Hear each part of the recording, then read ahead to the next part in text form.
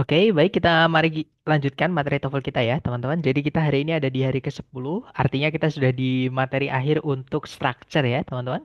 Dan kita nanti akan belajar materi yang paling sulit di soal structure TOEFL, namanya adalah dependent clause atau anak kalimat. Nah, sebenarnya dependent clause ini sederhana, teman-teman. Anak kalimat itu apa sih?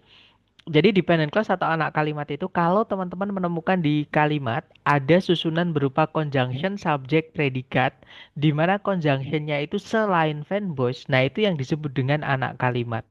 Ya, jadi sekali lagi kalau teman-teman menemukan susunan CSP atau conjunction, subject, predikat, conjunctionnya itu selain verb voice, nah itu yang disebut dengan susunan anak kalimat.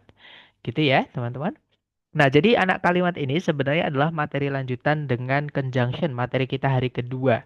Nah, cuman kita lebih detail, lebih tepatnya detailnya ke bagian yang selain fanboy seperti itu. Oke, jadi kita langsung saja kita bahas ya, teman-teman. Nah, sekali lagi, dependent clause itu adalah susunan di dalam kalimat berupa conjunction subject predikat yang mana conjunctionnya selain verb. Jadi selama atau setiap kali teman-teman menemukan ada susunan CSP yang mana conjunctionnya itu selain verb, itulah yang disebut dengan anak kalimat.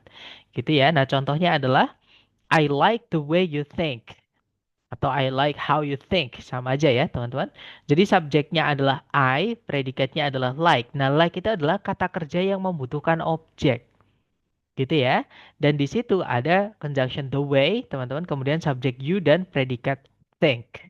Seperti itu. Jadi the way you think itulah yang disebut dengan anak kalimat, CSP. Kemudian contoh lagi, I was driving when you called last night. Saya lagi nyetir ketika kamu nelpon tadi malam.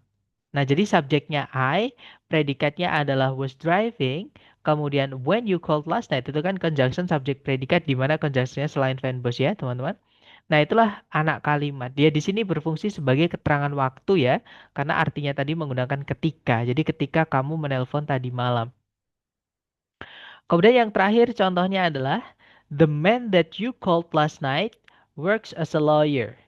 Jadi pria yang atau lelaki yang kamu telepon tadi malam itu bekerja sebagai seorang pengacara. Seperti itu. Nah, jadi that you called last night di sini dia berfungsi sebagai anak kalimat atau dependent clause. Jadi sekali lagi, kalau teman-teman setiap kali menemukan ada CSP atau conjunction subject predikat di mana conjunctionnya selain verb voice fix itu adalah anak kalimat. Gitu ya, teman-teman. Nah, kemudian anak kalimat ini jenisnya ada tiga ya, berdasarkan fungsinya. Jadi penamaannya ini berdasarkan fungsinya di dalam kalimat. Jadi yang CSP tadi, teman-teman, atau anak kalimat tadi ya, di dalam kalimat itu menempati salah satu dari tiga fungsi ini. Gitu ya. Fungsi yang pertama, CSP itu bisa menjadi noun. Atau sebutannya kalau di buku itu ya noun clause, teman-teman. Oke, jadi klausa yang berfungsi sebagai noun. Nah, mungkin teman-teman ada yang masih ingat ya, tentunya, atau mungkin banyak yang masih ingat. Jadi kata benda ini fungsinya di kalimat sebagai apa sih? Fungsinya cuma dua, teman-teman ya. Kalau nggak subjek, ya objek. Itu adalah fungsi kata benda. Nah, jadi kalau teman-teman menemukan ada CSP yang tempatnya itu di subjek atau di objek, itulah yang disebut dengan noun clause. Gitu ya, karena dia menempati tempatnya noun, teman-teman, di kalimat ya, entah itu subjek atau objek. Cuman bentuknya ada berupa CSP atau panjang seperti itu. Nah, contoh anak kalimat berupa noun clause tadi yang tempatnya di objek ya, itu adalah I like the way you think. Jadi saya menyukai bagaimana kamu berpikir atau cara kamu berpikir. Subjeknya I, predikatnya like. Nah, like itu kata kerja yang butuh objek. Ya, menyukai itu butuh objek. Menyukai apa gitu. Nah, di sini yang disukai adalah cara kamu berpikir atau bagaimana kamu berpikir. Nah, jadi CSP ini satu kesatuan, teman-teman. Dan anak kalimat itu memang selalu jadi satu kesatuan di dalam kalimat. Nanti mereka menempati fungsi-fungsi tadi. Fungsi-fungsi ini ya. Ya, yang pertama ini adalah sebagai noun yang tempatnya di objek seperti itu. Nah, contohnya kalau di subjek gimana? Ya kita rubah aja, tempatnya taruh depan, teman-teman. Jadi, the way you think, bagaimana kamu berpikir atau cara kamu berpikir, nah itu kan subjeknya. Tinggal tambahkan predikat saja. Misalkan, membuatku terkesan. Jadi, the way you think impresses me. Jadi, impress itu kata kerja ya, teman-teman. Jadi, impresses karena noun clause itu dianggap tunggal. Seperti itu. Jadi, impresses me, mengesankanku atau membuatku terkesan seperti itu. Jadi subjeknya the way you think, predikatnya adalah impresses, kemudian objeknya adalah me. Nah, di dalam subjek itu ada susunan CSP, yang mana C-nya itu atau konjungsinya selain fanboys. Itulah yang disebut dengan anak kalimat, teman-teman. Oke, lebih tepatnya noun clause ya, atau anak kalimat yang fungsinya sebagai noun. Nah, selain noun clause, ada juga adverbial clause atau anak kalimat yang fungsinya sebagai adverb atau keterangan. Nah, di dalam kalimat, keterangan fungsinya cuma bisa jadi keterangan atau komplement, pelengkap teman-teman di dalam kalimat. Gitu ya. Jadi nanti kalimatnya sudah lengkap, misalnya ada subjek, predikat, kemudian kalau predikatnya butuh objek, harus ada objeknya dulu. Gitu ya. Nah, baru kalau setelahnya nanti mau diikuti CSP, berarti CSP itulah fungsinya jadi keterangan. Dan keterangan itu boleh dipindah di sebelum subjek, syaratnya dikasih koma. Ya, teman-teman. Nah, contohnya tadi adalah yang I was driving when you called last night. Saya lagi nyetir ketika kamu nelpon tadi malam. Nah, ketika kamu nelpon tadi malam itu menunjukkan keterangan waktu. Dan ini kalau teman-teman pindah ke depan nggak masalah. Jadinya, when you called last night, I was driving. Ketika kamu nelpon tadi malam, saya lagi nyetir. Nah, sama kayak ini. Saya lagi nyetir ketika kamu nelpon tadi malam. Jadi keterangan bisa dipindah ke depan ataupun tempat normalnya ya di belakang setelahnya objek kalau ada objeknya. Gitu ya. Kalau nggak ada objeknya ya berarti setelah predikat seperti itu, teman-teman. Kemudian yang terakhir ada adjective clause. Nah, seperti namanya ya, adjective clause itu adalah anak kalimat atau dependent clause yang fungsinya sebagai adjektif atau kata sifat. Nah, kata sifat kita bahas di hari ke-6, teman-teman. Fungsi kata sifat di dalam kalimat cuma satu, yaitu mensifati benda. Dan yang punya sifat ya cuma noun ya atau benda, teman-teman. Oke, dan adjective clause ini tidak bisa berdiri sendirian di dalam kalimat, nggak bisa teman-teman. Menempati satu posisi di dalam kalimat sendiri nggak bisa, ya. Jadi adjective clause ini hanya bisa nempel dengan benda yang dijelaskan. Dan urutannya ini agak kebalik ya teman-teman, karena dia panjang kan bentuknya CSP, nggak mungkin kita taruh di sebelum noun. Nah, letaknya atau naruhnya itu di setelah noun yang dijelaskan. Gitu ya. Jadi sekali lagi, adjective clause ini sebelumnya wajib ada kata bendanya yang dijelaskan. Artinya adjective clause nggak mungkin muncul di awal kalimat, nggak mungkin teman-teman. Oke, karena sebelumnya wajib ada bendanya. Jadi dimanapun ada kata benda ya, entah itu di subjek, entah itu di objek, mau dijelaskan pakai adjective clause tidak apa-apa, teman-teman. Ya, atau kalau dibalik ya, adjective clause tidak bisa berdiri sendiri tanpa kata benda sebelumnya. Seperti itu. Nah, contoh adjective clause tadi adalah the man that you called last night works as a lawyer. Nah, that you called last night itu tanda di artinya adalah yang kamu telepon tadi malam. Nah, yang kamu telepon tadi malam siapa? Ya, man-nya ini, prianya ini. Jadi yang dijelaskan oleh that you call last night ini adalah man atau pria. Yang mana dia kata benda, teman-teman. Dan yang menjelaskan kata benda adalah sifat atau adjektif. Karena bentuknya CSP atau klausa ya. Lebih tepatnya dependent clause karena ada conjunction selain fanbase yang dipakai. Nah, karena dia menjelaskan kata benda, namanya adalah adjective clause. Dan adjective clause itu tempatnya cuma nempel-nempel sama kata benda, entah itu di subjek, entah itu di belakang ya, sebagai objek atau sebagai keterangan seperti itu. Itu ya, teman-teman. Nah, itu adalah penamaan atau jenis-jenis eh, anak kalimat ya, berdasarkan fungsinya. Jadi nanti kalau teman-teman menemukan ada titik-titik, dan ini soalnya babnya adalah dependent clause ya, teman-teman cek titik-titik itu letaknya di mana. Apakah letaknya di subjek atau objek ya, atau letaknya di sebagai keterangan, atau letaknya sebagai sifat. Seperti itu. Nah, selain jenis-jenis ini, teman-teman juga perlu memahami conjunction yang dipakai di setiap anak kalimat. Ya, jadi vocabnya ini di conjunctionnya ini, teman-teman. Nah, jadi conjunction selain fanboys-nya di setiap anak kalimat ini beda-beda. Ya, dan kalau teman-teman bisa mengetahui ini nanti akan enak. Kalau teman-teman misalkan nih di titik-titik kita butuh noun clause. Nah, ya sudah berarti di pilihan A, B, C, D cari yang conjunctionnya noun clause. Seperti itu. Kalau misalnya di titik-titik itu kita kehilangan adjective clause misalnya. Kalau mau dimasukkan CSP itu tempatnya adjective clause misalnya. Maka cari conjunctionnya adjective clause. Nah, itu bisa dipakai untuk memudahkan teman-teman menjawab. Dan conjunction-conjunction ini setiap anak kalimat ini beda-beda, teman-teman. Ya, kita bahas dulu untuk conjunction atau kata hubung yang dipakai atau miliknya noun clause, teman-teman. Nah, jadi di noun clause, kata hubung yang dipakai yang pertama ada that.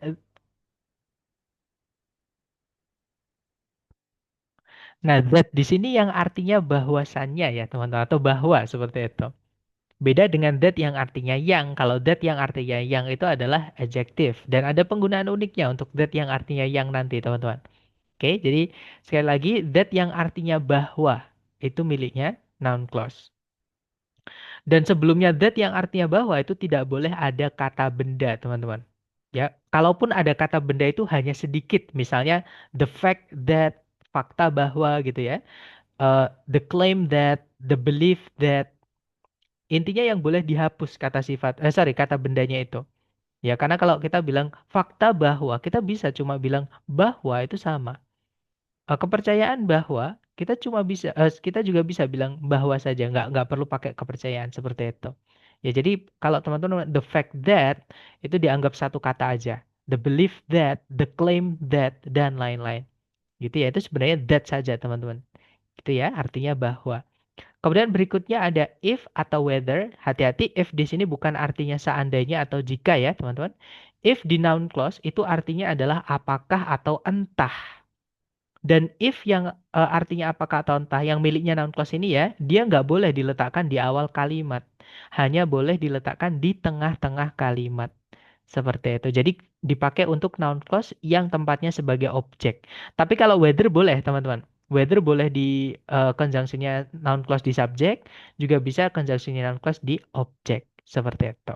Jadi if ini adalah eh, apa namanya, penggunaan unik, vocab unik, teman-teman, karena memiliki penggunaan khusus gitu ya. Dan yang terakhir, question words atau kata tanya. Nah, jadi semua kata tanya atau 5W1H dan teman-temannya itu ya, itu bisa dipakai oleh noun clause, teman-teman. Nah, jadi noun clause itu conjunction-nya hanya ada 3 kategori ini. Cuman jenis-jenisnya tadi ya, yang misalkan question words itu kan banyak, teman-teman. Ada what, ada where, ada who, ada when, dan lain-lain. Itu semuanya bisa dipakai oleh noun clause. Oke? Nah, kemudian conjunction selain noun clause, conjunction yang dipakai oleh adverb clause, teman-teman. Nah, berbeda dari noun clause ya, yang conjunctionnya cuma dikit, conjunctionnya adverb clause itu banyak, teman-teman. Bahkan bisa dibilang hampir semua conjunction selain verb boss itu sebenarnya miliknya adverb clause.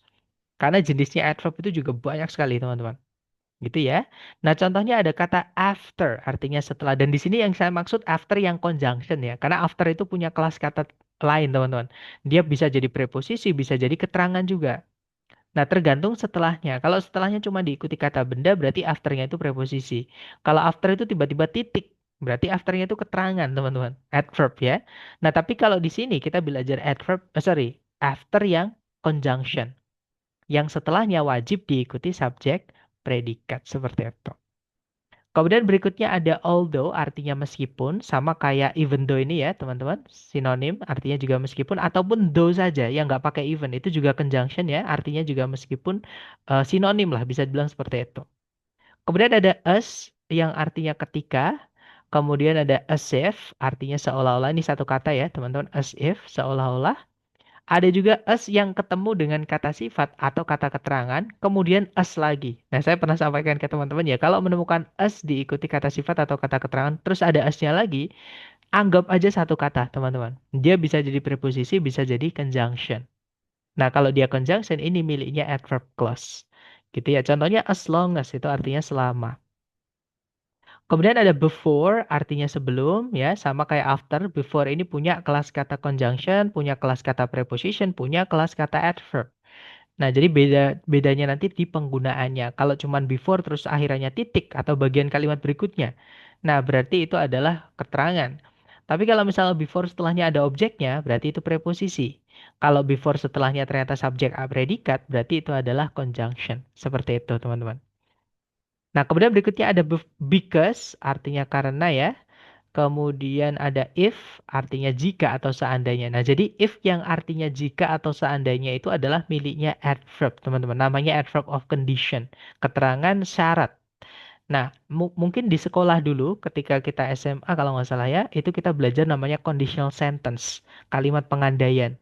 Nah, itu sebenarnya yang dipakai if subject predicate-nya itu namanya adverb clause, teman-teman. Bentuknya gitu ya, karena dia pakai conjunction if yang artinya jika atau seandainya seperti itu. Kemudian ada in case, biasanya ada that-nya ya, teman-teman. In case that, tapi biasanya juga that-nya dihilangkan, artinya andaikan nanti. Kemudian berikutnya ada in order that, artinya supaya. Kemudian ada provided. Nah, biasanya juga ada that-nya ini ya, teman-teman. Jadi memang kadang itu kita kejebak dengan vocab-vocab yang jarang kita eh, dengar gitu. Kita mikirnya kan biasanya provided itu kata kerja. Nah, ternyata provided itu juga punya kelas kata conjunction, teman-teman. Nah, biasanya ada that-nya, tapi kadang that-nya juga dihilangkan untuk mengecoh. Kalau di soal structure TOEFL seperti itu. Gitu ya. Jadi kalau teman-teman menemukan ada provided kok setelahnya diikuti subjek predikat, berarti provided itu adalah conjunction, teman-teman. Artinya asalkan, gitu ya. Kemudian sama kayak given that. Nah, tapi kalau given that itu biasanya dia that-nya ditulis, teman-teman.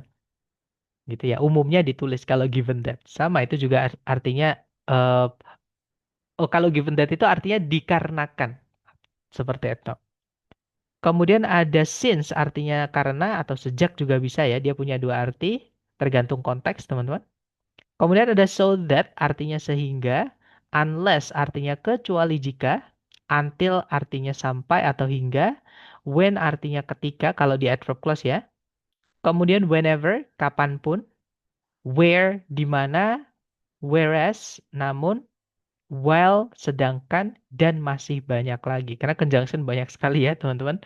Dan miliknya adverb clause ini juga paling banyak seperti itu. Jadi kalau teman-teman menemukan conjunction selain miliknya noun clause sama selain miliknya adjective clause yang cuma sedikit ya, berarti itu miliknya adverb clause seperti itu.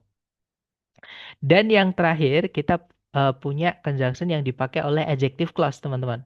Nah, ini juga nggak banyak sebenarnya, cuman ini aturannya yang banyak. Jadi conjunctionnya itu sebenarnya jenisnya sedikit, tapi aturannya ribet, teman-teman. Makanya dia ini sering keluar di soal structure TOEFL, gitu ya. Nah, kita bahas supaya eh, apa teman-teman nanti bisa mendapatkan informasi ini gitu ya. Dan mohon nanti ditulis setelah kelas ya, teman-teman sambil mengikuti rekaman. Karena ini vocab. Nah, jadi yang pertama, conjunction yang dipakai oleh adjective clause itu yang artinya yang. Nah, untuk bilang yang itu ada empat cara, teman-teman ya. Yang pertama kita bisa pakai that, kita juga bisa pakai which, bisa pakai who, bisa pakai whom. Nah, walaupun mereka artinya sama, penggunaannya beda. Nah, ini saya jelaskan perbedaannya ya. Yang pertama untuk that, teman-teman. That yang artinya yang itu. Kan kalau adjective clause kan sebelumnya harus ada kata benda yang dijelaskan ya. Wajib teman-teman. Nah that itu benda yang dijelaskan sebelumnya itu bebas. Boleh benda manusia ataupun yang selain manusia. Yang pasti benda yang dijelaskan dengan kata that-nya ini tidak boleh ada satu koma. Gitu ya. Kalau misalnya 2 koma, 3 koma, 7 koma, 100 koma itu malah nggak apa-apa. Tapi benda yang dijelaskan sama that yang artinya yang itu tidak boleh dipisah cuma satu koma. Gitu ya, teman-teman. Nah, itu that itu. Kemudian kalau which, who, sama whom itu pakai koma bebas. Enggak juga nggak apa-apa. Gitu ya. Nah, perbedaannya terus di mana? Perbedaannya adalah pada benda yang dijelaskan, teman-teman. Untuk which itu tidak bisa dipakai untuk menjelaskan manusia. Ya, dia hanya untuk yang selain manusia, teman-teman. Benda yang dijelaskan. Kalau who itu benda yang dijelaskan khusus untuk benda manusia. Ya, nggak bisa dipakai untuk benda selain. Kalau hewan bisa, teman-teman ya. Hewan pakai who itu bisa. Oke, tapi kalau misalkan benda mati pakai who nggak bisa ya. Kemudian yang terakhir whom itu mirip kayak who ya, hanya bisa dipakai oleh manusia ataupun ya, untuk manusia ya umumnya. Kalau untuk hewan saya belum pernah dengar pakainya whom, teman-teman. Seperti itu. Nah, jadi tapi belum belum bukan berarti saya belum pernah dengar nggak bisa ya, teman-teman. Anggap aja untuk sekarang whom ini penggunaannya mirip dengan who. Seperti itu. Nah, terus bedanya dengan who apa? Nah, ini bedanya, teman-teman. Jadi untuk that, which sama who ini setelahnya ini salah satu setelahnya tidak boleh lengkap. Salah satu harus teman-teman hilangkan. Entah itu subjeknya atau objeknya. Itu nggak boleh lengkap, teman-teman. Gitu ya. Nah, bagaimana terus kalau predikatnya memang tidak butuh objek, Sir? Misalnya kata kerjanya sudah bentuk pasif. Pasif kan nggak boleh punya objek. Maka yang wajib hilang adalah subjeknya. Jadi jangan kaget kalau teman-teman menemukan ada conjunction that, which sama who kok setelahnya langsung diikuti predikat. Nah, karena memang that, which sama who setelahnya nggak boleh lengkap. Salah satu harus teman-teman hapus. Entah itu subjeknya, entah itu objeknya.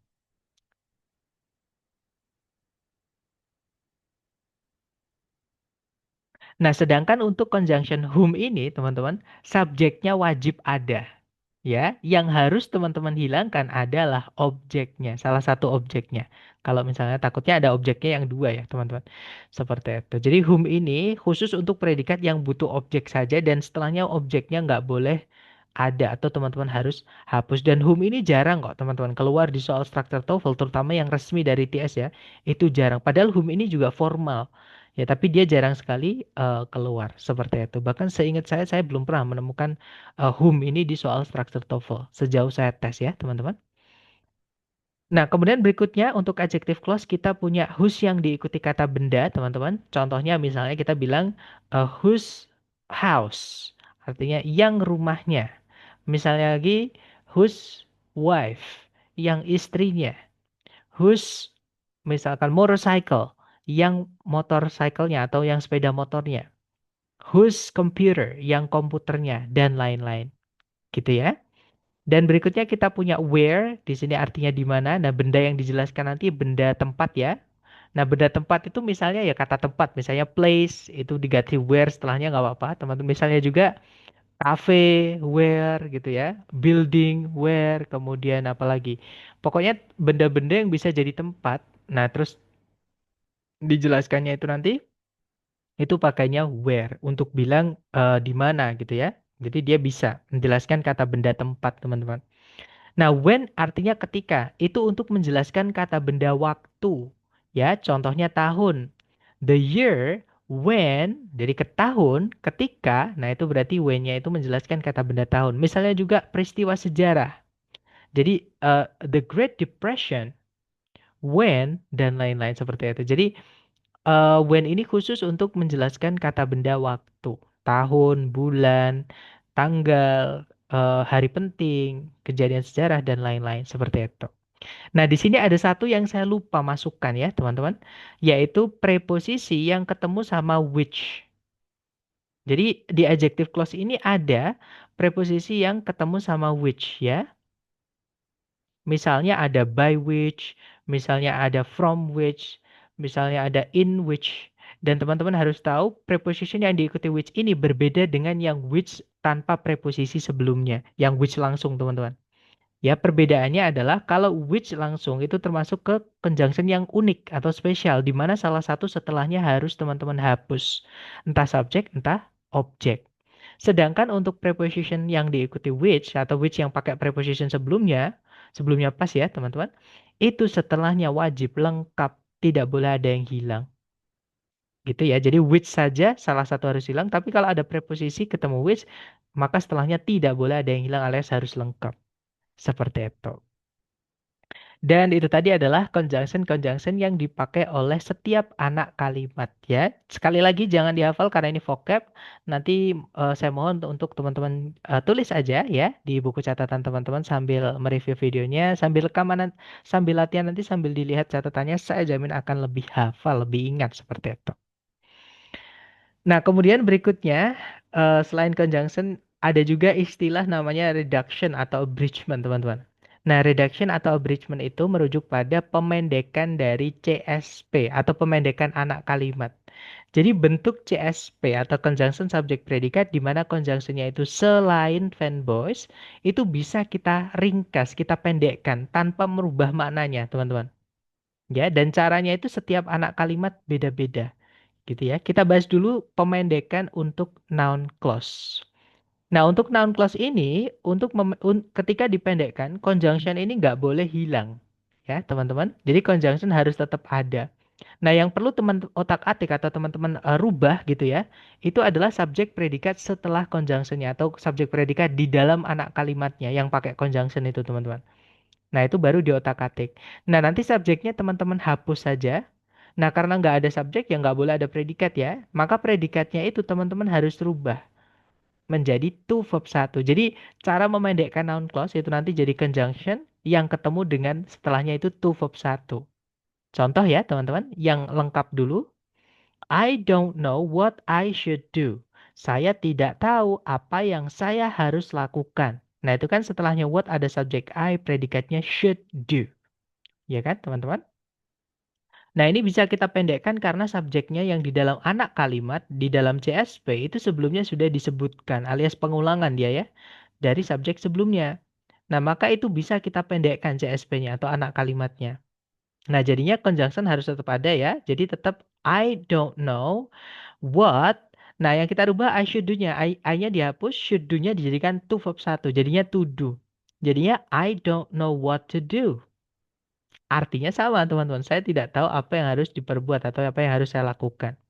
Seperti itu. Dan kalau teman-teman menemukan ada conjunction kok setelah langsung diikuti to verb satu, itu pemendekan dari noun clause. Jadi cara menganalisanya bukan satu-satu ya, langsung harus ditarik jadi satu aja, teman-teman. Terus lihat fungsinya gimana? Dia fungsinya jadi objek seperti itu. Jadi jangan dipecah-pecah.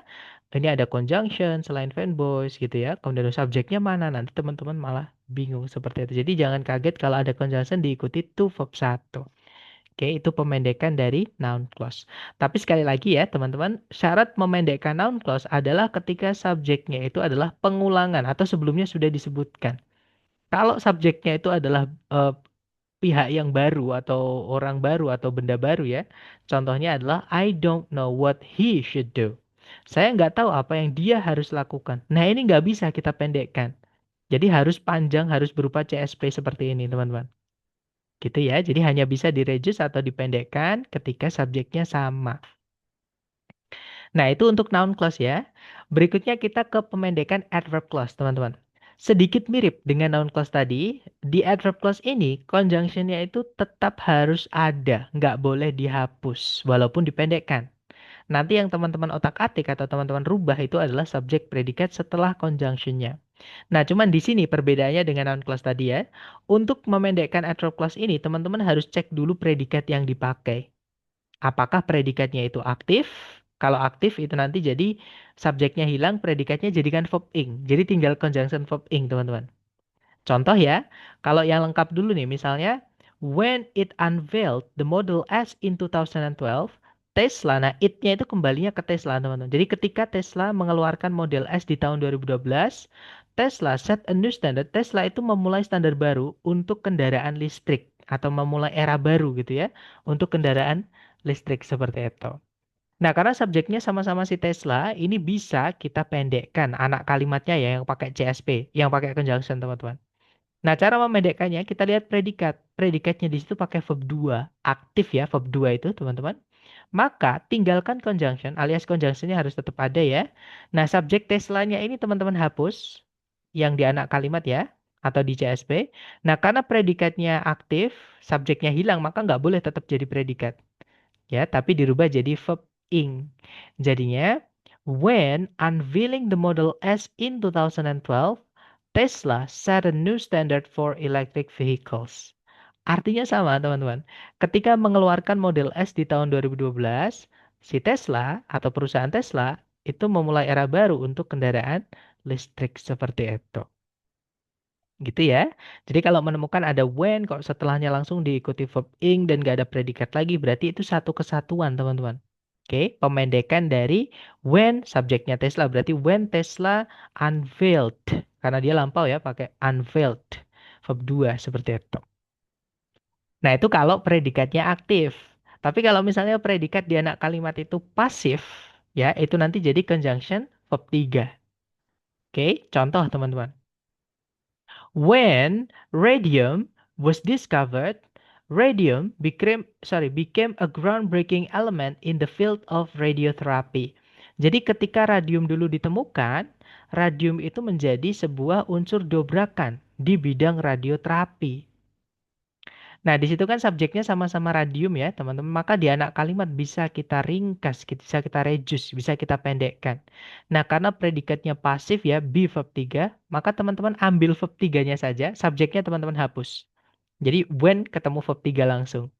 Nah, jadinya When discovered, radium became a groundbreaking element in the field of radiotherapy.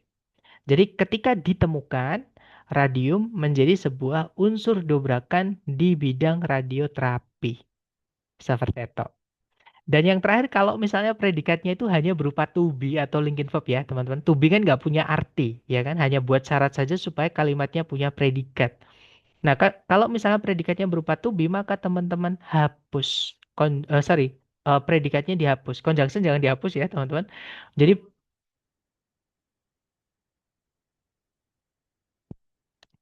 nah jadinya nanti tinggalkan conjunction sama informasi di setelahnya to be saja, teman-teman. Contoh ya, misalnya kita mau bilang, when we are in Rome, we should do as the Romans do. Ketika kita berada di Roma, kita harus bersikap sebagaimana orang Roma bersikap atau sebagaimana orang Roma atau seperti orang Roma gitu ya.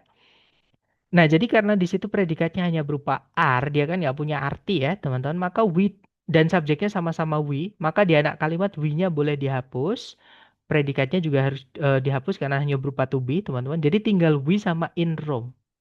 Jadinya, when in Rome, we should do as the Romans do.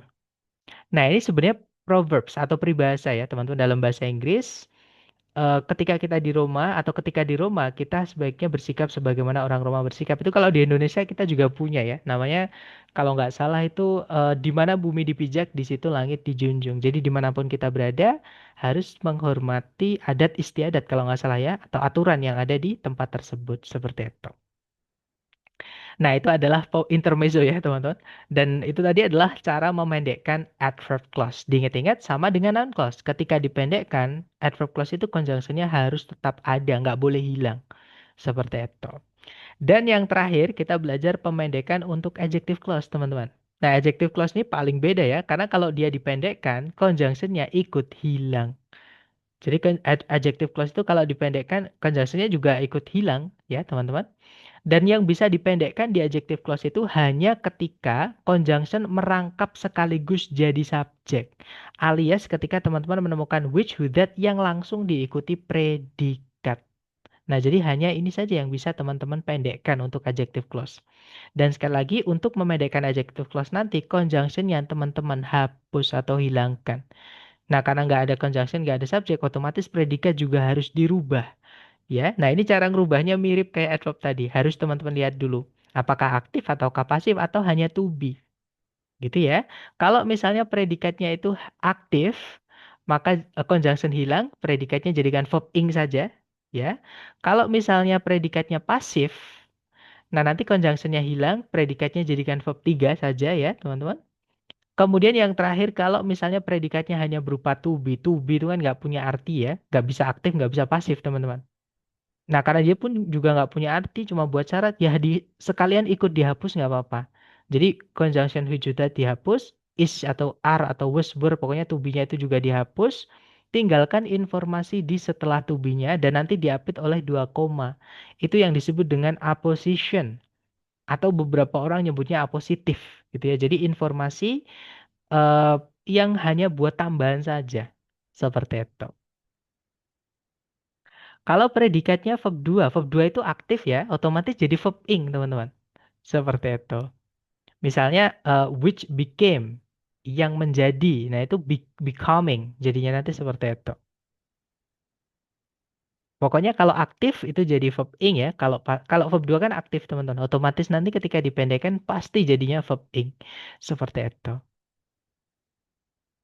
Nah, contoh ya, teman-teman. Contoh yang aktif dulu nih. Misalkan kalimatnya berbunyi, Tesla, which employs over 70,000 individuals worldwide, is renowned for its innovative electric vehicle technology. Jadi, perusahaan Tesla yang mempekerjakan lebih dari 70.000 orang di seluruh dunia, dikenal untuk, atau karena mungkin ya, lebih tepatnya, atau atas gitu, teknologi kendaraan listrik inovatifnya. Nah, teman-teman fokus dengan yang mempekerjakan. Itu kan yang ya, verb SIS, teman-teman. Nah, otomatis dia aktif. Karena aktif dan which-nya itu merangkap sekaligus jadi subjek ya. Karena dia langsung diikuti predikat, maka bisa kita pendekkan. Cara memendekkan, conjunction hilang, Employees-nya kita jadikan verb ing. Jadinya, Tesla, employing over 70,000 individuals worldwide, is renowned for its innovative electric vehicle technology. Artinya sama teman-teman ya, Tesla yang mempekerjakan. Yang bawah juga sama, Tesla yang mempekerjakan. Nah, ini namanya adalah participle phrase. Lebih tepatnya present participle phrase. Namanya saja ya. Itu nggak perlu ditulis, teman. Nggak penting nama ya. Yang penting teman-teman tahu itu caranya bilang yang me. Ya, pemendekan dari yang pakai conjunction miliknya adjective clause yang langsung diikuti predikat. Seperti itu. Itu ya. Betul sekali. Tesla employing. That's right. Gitu ya. Jadi di sini saya juga ingin menekankan kenapa verb ing yang berdiri sendiri tanpa auxiliary sebelumnya dan juga verb 3 yang berdiri sendiri tanpa auxiliary sebelumnya, kenapa kok nggak bisa jadi predikat? Nah, karena salah satu fungsi verb ing di dalam kalimat dia berubah jadi kata sifat, teman-teman.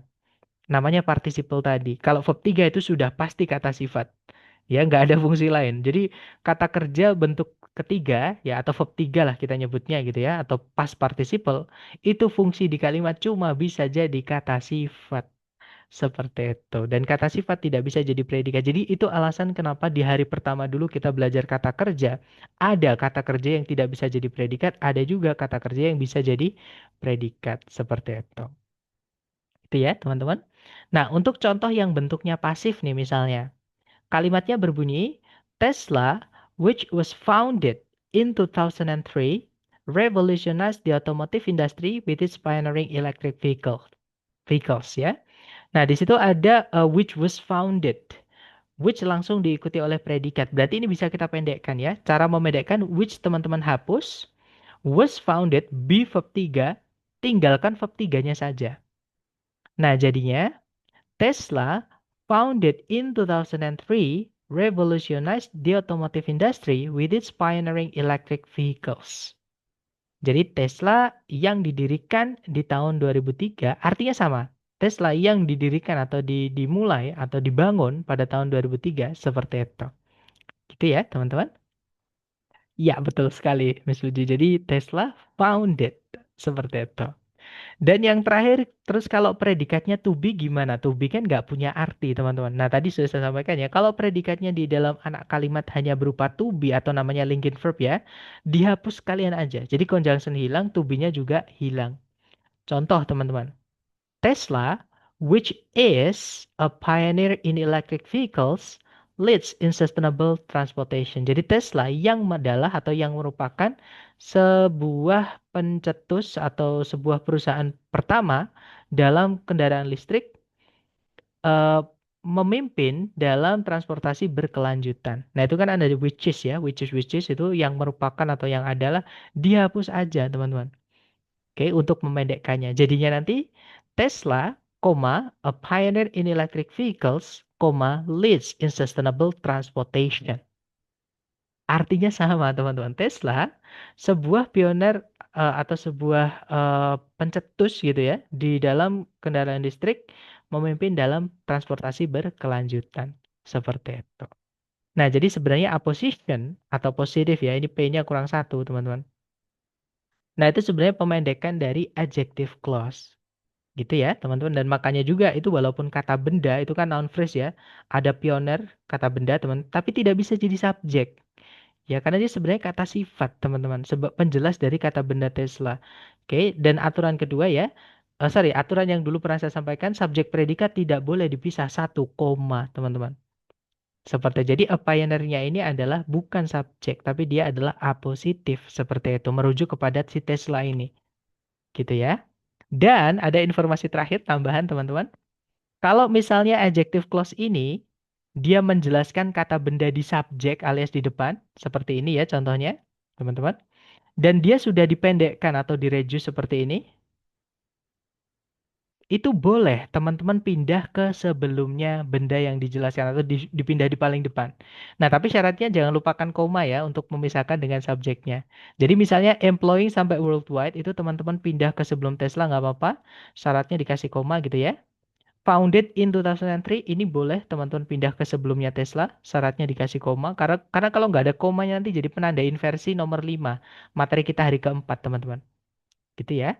Nah, ini juga sama. Pioneer in electric vehicles mau dipindah ke depan juga nggak apa-apa. Syaratnya harus dikasih satu koma. Gitu ya. Nah, nanti misalnya yang paling bawah ya, teman-teman. A pioneer in electric vehicles, koma, Tesla leads in sustainable transportation. Seperti itu. Dan itu tadi adalah materi tentang dependent clause. Nah, ini tentunya sudah saya pilihkan ya yang keluar di TOEFL structure saja, teman-teman. Karena jujur, saya dulu belajar dependent clause ini ketika belum kenal TOEFL ya tahun 2011, teman-teman. eh Dependent clause ini dipelajari 1 bulan di kampus Inggris Pare, gitu ya. Jadi di bulan ketiga level berapa? Level level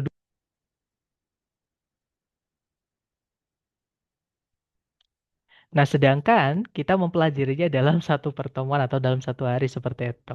Jadi tentunya saya pilihkan yang penting-penting saja. Gitu ya. Dan untuk soal dependent clause ini adalah jenis soal yang paling banyak keluar, paling banyak muncul di TOEFL structure, teman-teman. Entah itu di bagian pertama ataupun di bagian kedua atau error analysis. Oke, makanya nanti di latihan juga saya masukkan yang error analysis di bab ini, teman-teman.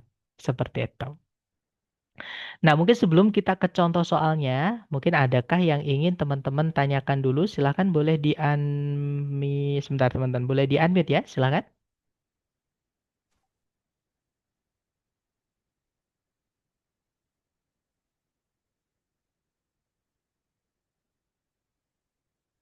Sebentar, di chat sepertinya ada yang bertanya, Mister yang menjadi to be tadi, ya jadi hilang ya? Betul. Kalau misalnya di adjective clause itu eh, apa setelahnya which misalnya atau setelahnya who itu pakainya cuma to be ya teman-teman, misalnya who is, which is, misalnya who are, which were, which was, dan lain-lainnya.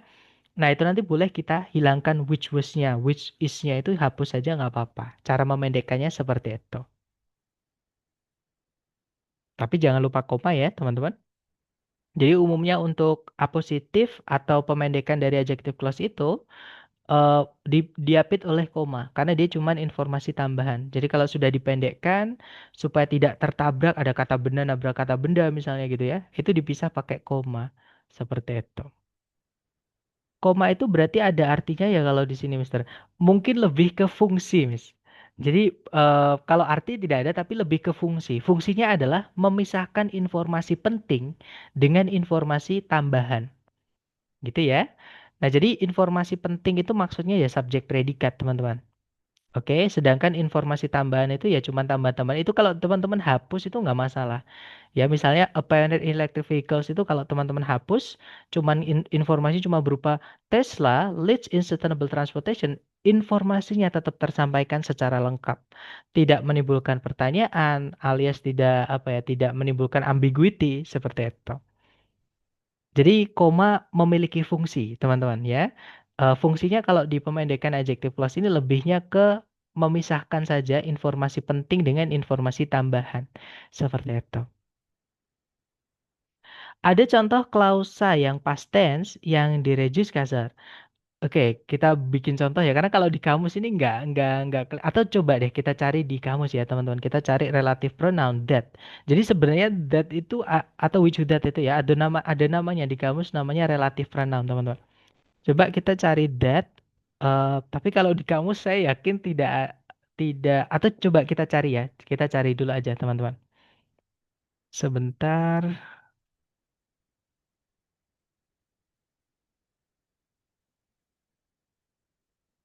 Nah, jadi sebenarnya namanya relative pronoun ya, teman-teman, atau kelas katanya itu sebenarnya pronoun, bukan conjunction. Tapi penggunaannya karena dia mirip conjunction, makanya saya bilang ke teman-teman anggap itu sebagai conjunction.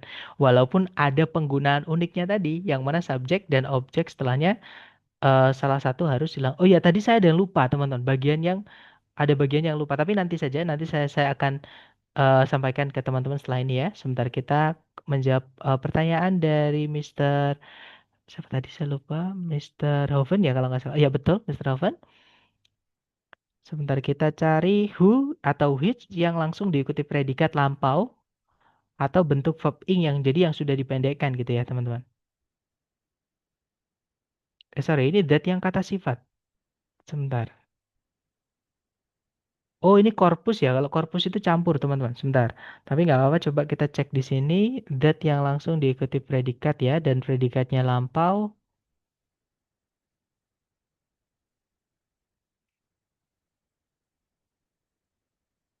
Kalau ini yang artinya bahwa ya, teman-teman. Berarti di sini nggak ada sebentar. Coba kita cari di atas.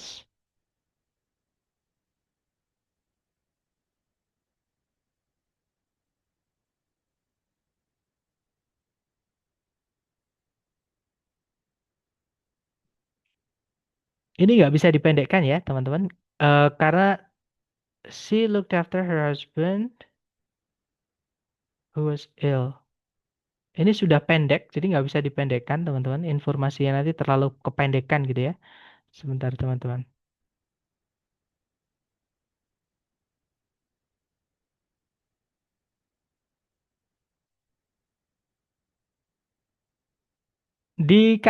Sorry, di kamus nggak ada. Baik, kalau gitu kita bikin sendiri aja ya, teman-teman. Contohnya, jadi mumpung ini ada space juga, space kosong di sini. Contohnya seperti ini. Misalkan kita mau bilang pria yang menelponmu tadi malam, gitu ya. Pria yang menelponmu tadi malam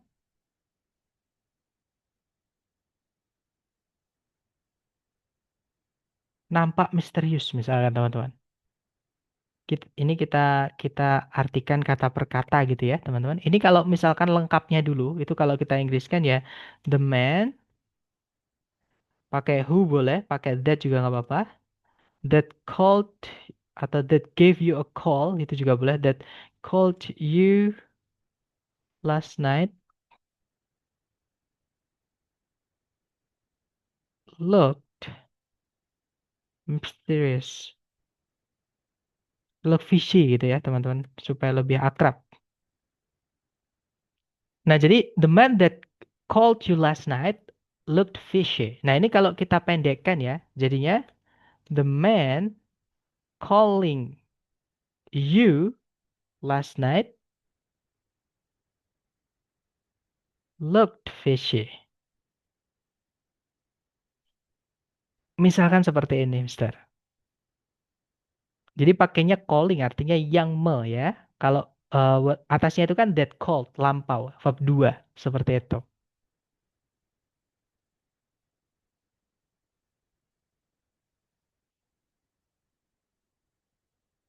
Jadi nggak kelihatan past tense-nya, Ustaz.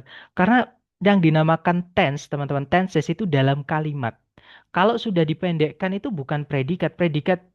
Sorry, yang bisa dibentuk menjadi verb 2. Verb 2 kan predikat ya, teman-teman. Sedangkan verb ing, verb 3 itu kan bukan predikat. Itu nggak bisa kita kita patokin itu apakah past tense, apakah itu present tense, apakah karena dia bukan kalimat seperti itu. Tapi kalau dia dalam kalimat berupa pokoknya dia berubah menjadi predikat ya itu baru bisa kita sebut dengan tenses. Tapi kalau bukan kalimat ya jangan disebut tenses seperti itu. Tapi di situ ada penunjuk waktunya. Jadi kalau mau lihat konteks kejadiannya kapan itu di waktunya, di last night-nya. Seperti itu.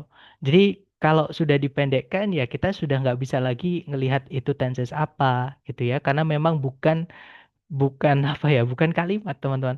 Namanya tense itu kalimat di dalam kalau predikat seperti itu. Kata kerja yang sudah di dalam predikat. Betul, seperti itu. Mungkin ada pertanyaan lagi? Silahkan teman-teman.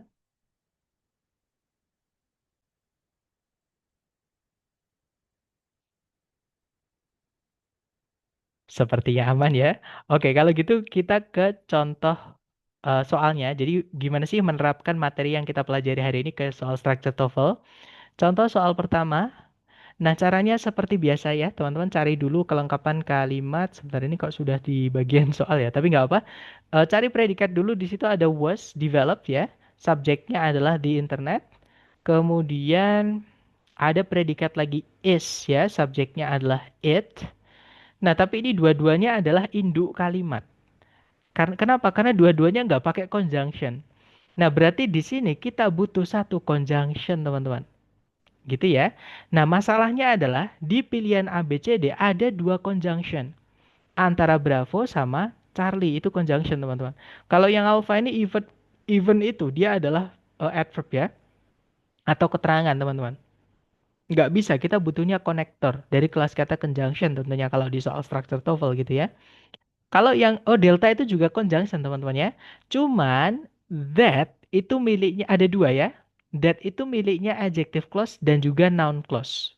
Oke, kalau dia miliknya adjective clause artinya yang, itu artinya adalah yang gitu ya. Tapi kalau dia miliknya noun clause itu artinya bahwa. Nah, bedanya apa? Terus bagaimana kita menentukannya? Jadi cara membedakannya adalah kepenggunaannya tadi. Tadi kan saya sampaikan ya, teman-teman, adjective clause tidak bisa berdiri sendiri tanpa kata benda sebelumnya, alias sebelumnya harus ada benda yang dijelaskan. Nah, sebelumnya titik-titik nggak ada apapun. Jadi nggak mungkin that ini yang artinya yang, ya. Berarti dia nggak mungkin adjective clause. Karena adjective clause sebelum that-nya, sebelum conjunction.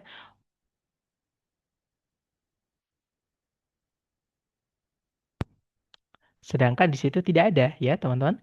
Nah kalau dia that yang artinya bahwa CSP-nya ini nanti ya, itu nanti fungsinya adalah sebagai subjek karena terletak di depan. Ya kan? Nah tapi di induk kalimat itu yang nggak pakai conjunction. Yang berdiri sendiri itu namanya independent clause teman-teman. Atau main clause lah seperti itu. Gitu ya. Atau kalau saya bilangnya ya kalimat intinya gitu. Itu yang nggak pakai conjunction teman-teman. Nah, yang nggak pakai conjunction itu sudah lengkap, sudah punya subjek. Nah, jadi nggak boleh kita masukkan noun clause di sini karena nanti subjeknya double atau pemborosan subjek. Ya, jadi conjunctionnya delta ini nggak bisa juga yang noun clause, teman-teman. Oke, karena disebut objek, objeknya apa? Sebelumnya kan nggak ada predikat, nggak ada preposisi gitu ya. Nah, objeknya apa kan nggak jelas gitu. Kalau dia dilihat itu tempatnya di sebelumnya predikat, di depan sendiri itu kan tempatnya subjek. Sedangkan di induk kalimat sudah punya subjek. Jadi kita tidak boleh memasukkan noun clause. Artinya yang delta udah pasti tidak bisa ya. Tidak bisa kita pakai. Nah, masalahnya yang Bravo sama yang Charlie ini, dua-duanya sama-sama miliknya adverb clause. Yang atas ini cause and effect ya. Jadi adverb of cause and effect atau causality lah seperti itu sebab akibat. Sedangkan although itu adalah adverb of contrast teman-teman. Jadi keterangan apa ya yang pokoknya untuk berlawanan seperti itu. Nah otomatis kalau teman-teman menemukan miliknya adverb clause itu mau nggak mau memang hubungannya dengan makna, dengan analogi, dengan silogisme seperti itu. Jadi teman-teman coba satu persatu dimasukkan ke titik-titik ya, kemudian diartikan. Gitu ya. Jadi kalau yang Bravo ini kita masukkan ke titik-titik nih misalnya. Nanti artinya menjadi karena internet awal mulanya dikembangkan untuk keperluan militer, internet sekarang ini penting bagi kehidupan sehari-hari. Itu kalau yang Bravo, teman-teman. Kalau yang Charlie, meskipun internet awal mulanya dikembangkan untuk kepentingan militer atau keperluan militer, internet sekarang ini penting bagi kehidupan sehari-hari. Nah, kira-kira nyambung yang mana, teman-teman? Ya hubungannya enak yang mana? Atau yang masuk akal yang mana? Yang Bravo atau yang Charlie? Yang Charlie ya, lebih lebih masuk ya, teman-teman. Betul sekali. Jawabannya adalah yang Charlie. Jadi ada hubungan kontras. Hubungan yang depan ini berlawanan dengan yang belakang. Jadi yang eh, apa informasi di anak kalimat yang menyatakan dulunya internet itu cuma dipakai oleh militer, nah sekarang itu dipakai semua orang untuk kehidupan sehari-hari. Nah kan bertentangan seperti itu. Gitu ya. Jadi bukan yang Bravo ya, teman-teman, tapi yang Charlie. Jadi jawabannya yang Charlie seperti itu. Menganalisisnya Masya Allah ya, Sir. Kalau kita sebenarnya enak.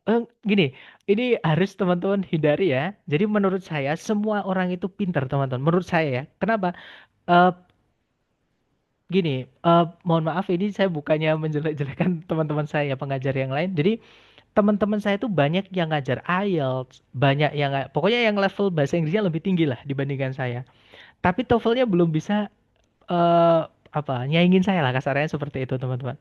Nah, jadi gini, yang saya rasakan adalah sebenarnya TOEFL itu gampang. Kita pun nggak tahu artinya ketika tes nanti itu bisa kita menerka.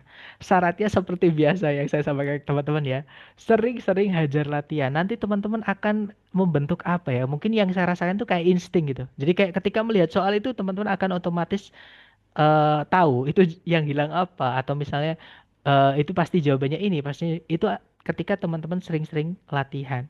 Seperti itu. Jadi sebenarnya bukan masalah pintar atau tidak ya teman-teman. Dan mohon hindari teman-teman merasa tidak pintar. Jangan ya. Semuanya pintar saya yakin ya teman-teman. Hanya mungkin ini hal baru buat teman-teman dan teman-teman belum terbiasa gitu. Jadi kalau teman-teman itu udah terbiasa saya yakin enak kok teman-teman.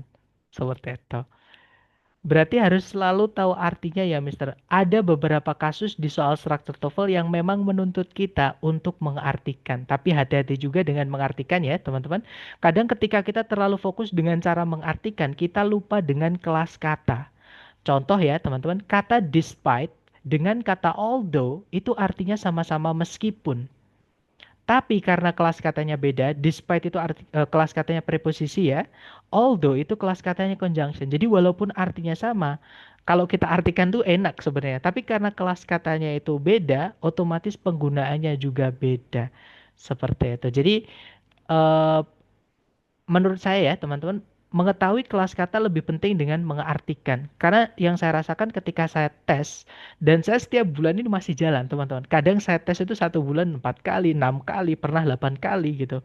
Dan nanti di akhir saya akan cerita sedikit kenapa saya kok bisa tes itu berkali-kali. Padahal kan ada aturannya. Kalau kita sekali tes, kita harus nunggu dulu. Kalau nggak salah 2 minggu atau 2 bulan, saya lupa. Intinya harus nunggu dulu baru bisa ikut tes lagi. Tapi kenapa saya 1 bulan bisa sampai 8 kali tes? Nanti di akhir saya ceritakan, gitu ya. Jadi kalau pertanyaannya apakah harus selalu? Jawabannya tidak selalu, gitu ya. Karena saya pun juga sering menemukan kata yang nggak tahu artinya, tapi saya bisa nebak teman-teman. Itu adalah kelas katanya itu verb ataupun kata benda ataupun lain-lain seperti itu. Bagus TOEFL belum tentu bagus IELTS. Betul sekali, sama. Karena memang format tesnya beda, teman-teman. Format soalnya itu beda. Dan untuk yang diujikan pun juga beda ya. Sekali lagi, dulu di hari pertama juga saya sampaikan, teman-teman. TOEFL itu menguji sebatas pemahaman saja atau comprehension, ya. Sedangkan IELTS itu holistik. Ya, IELTS itu lebih sulit, teman-teman, harusnya ya holistik karena dia juga mengujikan skill and mastery. Artinya keterampilan dan juga penguasaan seperti itu. Gitu ya, teman-teman. Nah, tapi sekali lagi yang saya sampaikan tadi, jadi dulu tuh saya waktu ngajar offline, bahkan sampai sekarang ya, beberapa tutor yang, mohon maaf, intinya bahasa Inggrisnya lebih tinggi lah dibandingin saya, teman-teman. Itu kadang mereka bilang ke saya skor TOEFL-nya sekian gitu. Juga kadang ya sama sih saya juga belajar juga dari teman-teman. Misalkan saya pengen belajar IELTS, saya belajar dari mereka gitu. Saya pengen belajar ini, ya saya belajar dari mereka. Tapi kadang mereka juga penasaran juga dengan TOEFL yang saya buat gitu. Katanya mereka TOEFL yang saya buat itu gampang gitu. Maksudnya lebih enak daripada yang di buku gitu. Seperti itu. Namanya bagus belum tentu kok. Betul. Mie apa namanya? Mie sukses ya kalau nggak salah. Makan mie sukses tiap hari juga tidak menjamin kesuksesan kayak gitulah kayak gitu tuh teman. Lanjut ya teman-teman. Because tadi yang kalimatnya sama ya although tadi berlawanan. Because tadi yang kalimatnya sama ya. Because itu untuk hubungan sebab akibat atau kausalitas ya. Eh Misalkan nih karena saya lapar saya makan. Nah itu kan ada hubungan sebab akibat. Although itu kontras atau berlawanan seperti itu. Jadi misalkan meskipun saya lapar, saya tidak makan. Nah itu baru pakainya although, pakainya meskipun. Kalau pakai karena nggak enak. Karena saya lapar, saya tidak makan. Nah kan nggak nyambung teman-teman. Jadi nggak mungkin pakainya karena. Itu yang disebut dengan kontras sama kausalitas. Seperti itu. Supaya murah tes TOEFL berkali-kali, Sir. Bisa kasar, jadi nggak ada caranya, ada triknya teman-teman. Cuman ya gini ya, nantilah di akhir teman-teman. Jadi nggak 600.000 setiap kali tes. Ada triknya juga guys nanti di akhir. Nanti saya kasih tahu teman-teman di akhir ya. Nah ini juga bagus sekali. Karena sejujurnya saya itu juga agak licik teman-teman ya. Saya agak-agak suka hack-hack seperti ini. Saya suka dengan apa ya cara yang seru lah kayak gitu untuk mendapatkan sesuatu yang mudah gitu. Nanti di akhir saya kasih spill-spill gitu teman-teman. Oke. Nah, untuk sekarang teman-teman nikmati dulu prosesnya ya. Oke, lanjut dulu teman-teman ke contoh berikutnya. Caranya sama, teman-teman cari dulu kata kerja yang bisa jadi predikat. Jadi kalau ditarik dari depan ke belakang, di situ ada kata is awarded. Subjeknya nggak boleh dipisah 1 koma. Kalau 2 koma malah boleh, teman-teman. Ya, jadi satu koma itu memisahkan informasi yang tidak penting atau informasi tambahan. Jadi ini ada predikat, ini informasi tidak penting atau informasi tambahan, dikasih koma lagi, ini informasi penting. Nah, jadi ini subjeknya di depan sendiri. Kemudian tidak ada predikat lagi, juga tidak ada conjunction yang menghubungkan dua SP. Berarti kalimat ini sudah lengkap. Masalahnya di pilihan A, B, C, D itu kita melihat ada predikat. Kalau nggak gitu ada conjunction, ya kan? Nah, otomatis di sini kalau kita mau masukkan conjunction atau predikat, itu berarti klausa.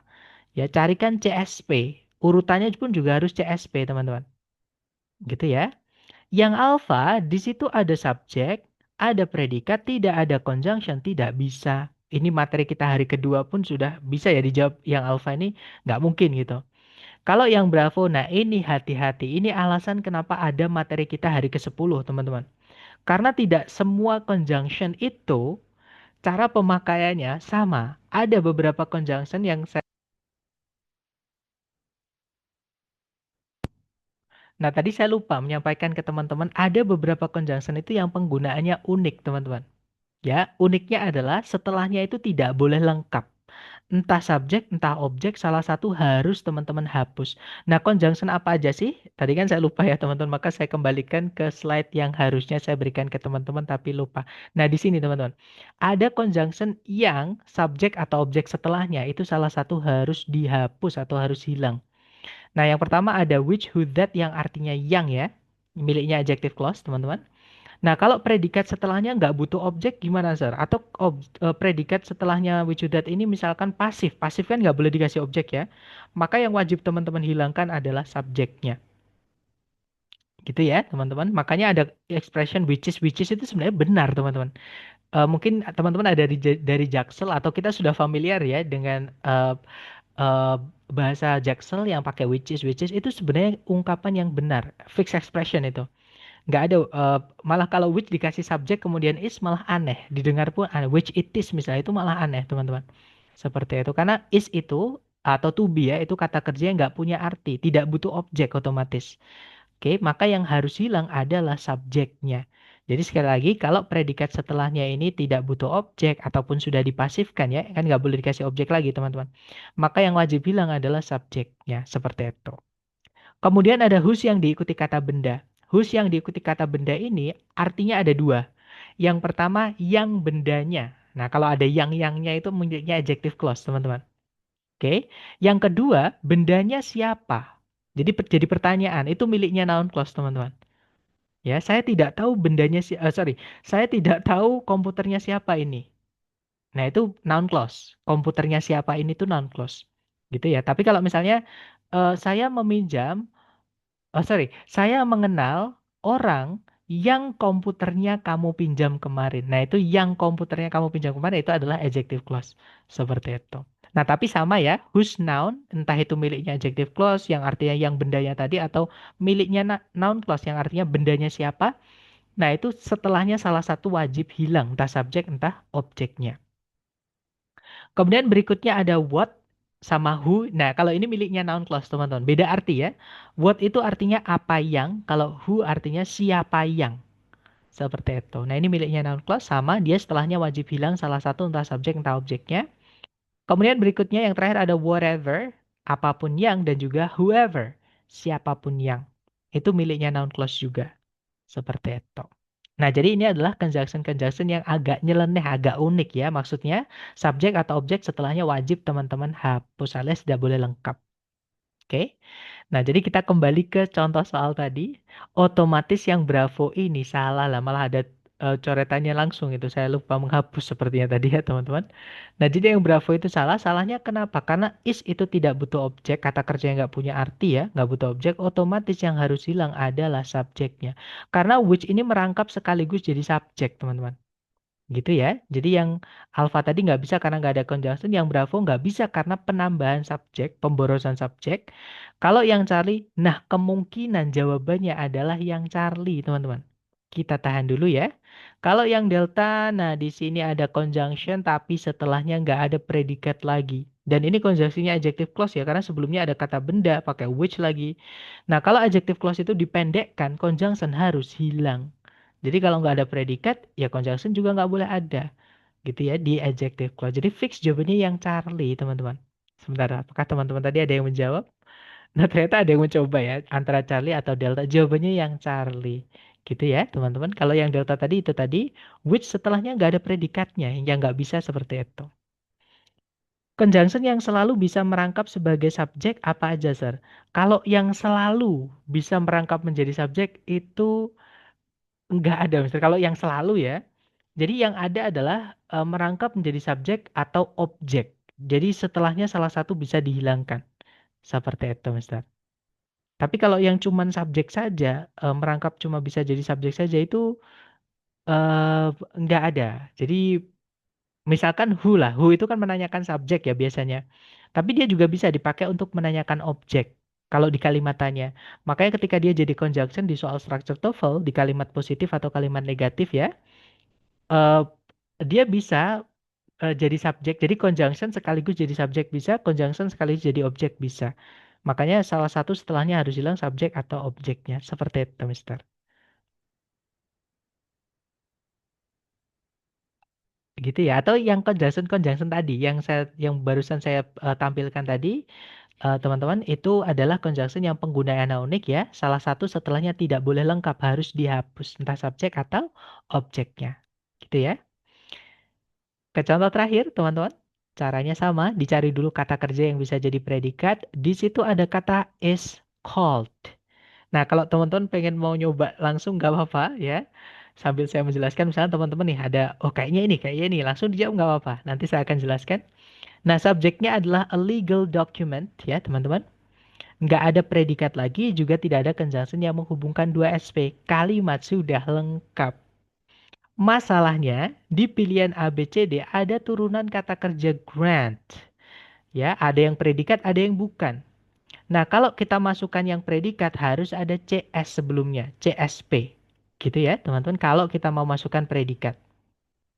Nah, kita cek satu-satu aja. Yang alpha di situ ada that, sebelumnya nggak ada koma. That itu nggak apa-apa kalau sebelumnya nggak ada koma ya, dipakai. Dan dia juga boleh langsung diikuti predikat. Karena dia merangkap sekaligus jadi subjek, teman-teman. Nah, masalahnya teman-teman harus cross-check dulu ya. Predikatnya itu klop nggak atau cocok nggak dengan benda yang dijelaskan. Benda yang dijelaskan kan a document, teman-teman. Satu. Otomatis di dalam adjective clause yang conjunction langsung diikuti predikat, predikatnya ini ngikut benda yang dijelaskan. Kalau bendanya tunggal, maka predikat di adjective clause itu pakainya harusnya verb SES, bukan verb satu. Jadi yang alpha ini nggak bisa karena bentuk kata kerja yang dipakai seliru ya, teman-teman. Gitu. Jadi nggak boleh kita bilang a legal document that are, nggak bisa. Harusnya that is. Nah, maksudnya seperti itu. Jadi predikat yang dipakai di adjective clause ketika conjunction merangkap jadi subjek alias ketika conjunction langsung diikuti predikat, predikatnya itu teman-teman merujuknya atau melihatnya ya bentuknya itu dari benda yang dijelaskan. Kalau bendanya tunggal dan kita pakai present ya, maka pakainya verb SES. Sedangkan yang alpha pakainya verb satu. Jadi secara bentuk kata kerjanya kurang tepat, teman-teman. Kalau yang Bravo, tiba-tiba ada predikat lagi. Tidak ada conjunction, tidak bisa. Kalau yang Charlie ada conjunction subjek predikat. Tapi hati-hati teman-teman. That di sini karena sebelumnya ada kata benda a legal document ya, tidak mungkin yang artinya bahwa. Ini artinya adalah yang. Nah, miliknya adjective clause berarti. That yang miliknya adjective clause, salah satu setelahnya wajib hilang. Kalau sudah ada objek, ya, maka yang wajib dihilangkan adalah subjeknya. Oke, teman-teman. Jadi yang Charlie nggak bisa karena pemborosan subjek. Oke, teman-teman. Nah, jawaban yang benar adalah yang delta. Jadi yang delta ini adalah pemendek. Sebentar, suara saya putus-putus, teman-teman. Cek, cek. Tapi nggak ada ini ya. Aman ya, teman-teman. Nah, berarti I'm sorry Miss Puji, mungkin koneksi Miss Puji ya, mohon dicek kembali atau Miss Puji boleh coba cari yang lebih lebih connection friendly gitu, yang lebih bagus koneksinya atau bisa kalau ada koneksi lain boleh dipakai koneksi lain ya, Miss. Oke, di teman-teman yang lain aman ya berarti ya. Berarti nanti di rekaman itu juga aman, teman-teman. Suara saya ini udah pindah Semangat ya Mas Puji ya. Nanti nanti misalkan ada bagian yang penting dan Mas Puji ketinggalan, mohon di-review kembali dari rekaman. Itu enaknya kalau online ya pakai rekaman. Nggak enaknya ya pas live ini kita putus-putus gitu teman-teman. Entah di koneksi saya atau di koneksi teman-teman. Itu nggak enaknya online. But it's okay, kita sudah antisipasi dengan rekaman gitu ya. Nah, jadi jawabannya adalah yang delta ya, teman-teman. Verb ing di sini ini adalah reduced version atau pemendekan reduction ya dari adjective clause ketika predikatnya aktif. Nah, jadi ini adalah pemendekan dari that atau pakai which juga nggak apa-apa. Sorry. That grants pakai S ya, teman-teman. Nah, seperti ini. Oke, jadi ada S-nya. Yang alpha itu salahnya karena nggak ada S-nya, teman-teman. Ya, jadi jawabannya adalah yang delta. Nanti kalau dibaca a legal document that grants atau kalau dipendekkan jadi granting land rights is called a charter. Jadi sebuah dokumen legal atau resmi atau hukum gitu ya, yang memberikan hak tanah disebut eh, char, apa namanya charter. Charter itu bahasa Indonesia apa teman? Carta gitu ya, atau karta. Mungkin mirip akta gitu ya teman-teman. Mungkin akta tanah maksudnya seperti itu. Oke, kita lanjut lagi ke soal. Nah, kalau soal berikutnya berarti teman-teman coba dulu ya, karena ada tiga contoh teman-teman. Nah, di sini ada satu soal, jangan takut salah ya. Dicoba dulu 30 detik dimulai dari sekarang. Silahkan teman-teman.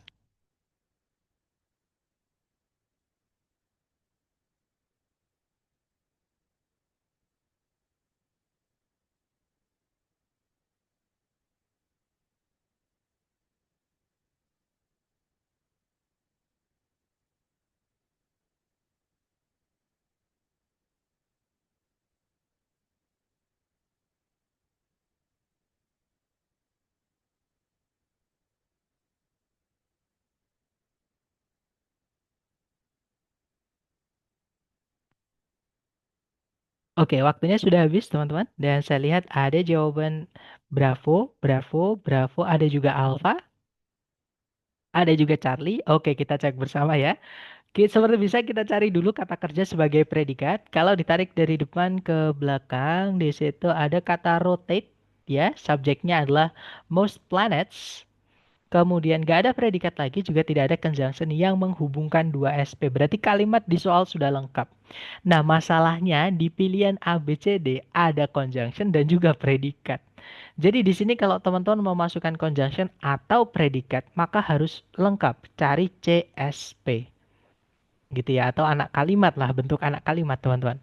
Nah, kita cek satu-satu. Nah, di sini conjunction yang dipakai adalah conjunction which, miliknya adjective clause. Sebelumnya ada kata benda Venus ya, planet Venus teman-teman. Nah, otomatis cari sebentar teman-teman, di situ ada which. Nah, conjunctionnya adjective clause itu kalau ada conjunctionnya ya wajib ada predikat setelahnya atau subjek predikat lah misalnya seperti itu. Nah, tapi di sini which berarti salah satu harus hilang ya. Rotate itu tidak butuh objek teman-teman. Nah, ini rotating kan bukan predikat, jadi nggak bisa. Kita nggak bisa memasukkan conjunction kalau misalnya nggak ada predikat di adjective clause, teman-teman. Ya, atau ini kalau misalkan nggak ada conjunctionnya malah benar. Rotating itu berarti pemendekan dari which rotates. Seperti itu. Nah, jadi yang alpha nggak bisa ya, karena ada which-nya di situ, teman-teman. Kalau yang Bravo, nah kemungkinan jawabannya adalah yang Bravo. Karena rotates itu kata kerja yang tidak butuh objek ya. Maka yang harus hilang subjeknya, teman-teman. Sebenarnya bukan hilang, tapi dirangkap sekaligus sama si conjunction which-nya ini. Jadi satu sama which-nya itu. Gitu ya.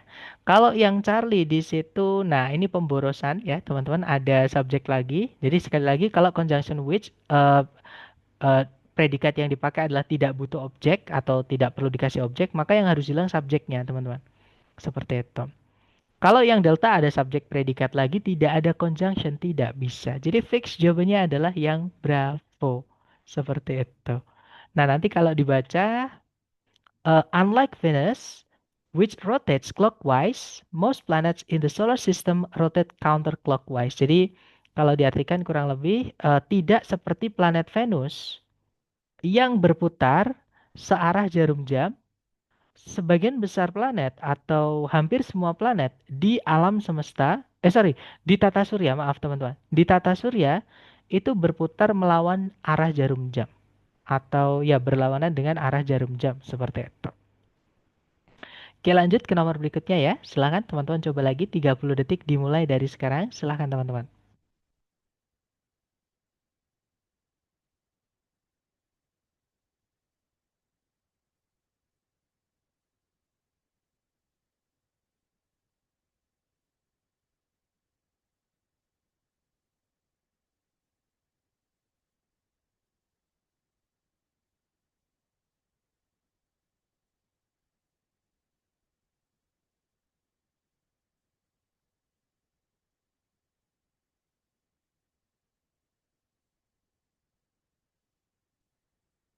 Oke, waktunya sudah habis teman-teman.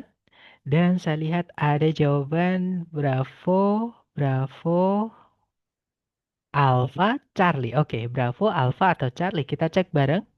Kalau ditarik dari depan ke belakang, cari kata kerja yang bisa jadi predikat dulu. Di situ ada verb 2 ya, became, teman-teman. Kemudian nggak boleh dipisah satu koma ya. Kalau dua koma boleh. Nah, di sini ada kata benda blood glucose levels, teman-teman. Itu berarti subjeknya ya. Kemudian tidak ada predikat lagi, juga tidak ada conjunction yang menghubungkan dua SP, berarti kalimat sudah lengkap. Nah, masalahnya adalah di pilihan A, B, C, D ada turunan kata kerja regulate. Ya, semuanya itu verb SIS, teman-teman. Yang mana ini adalah predikat.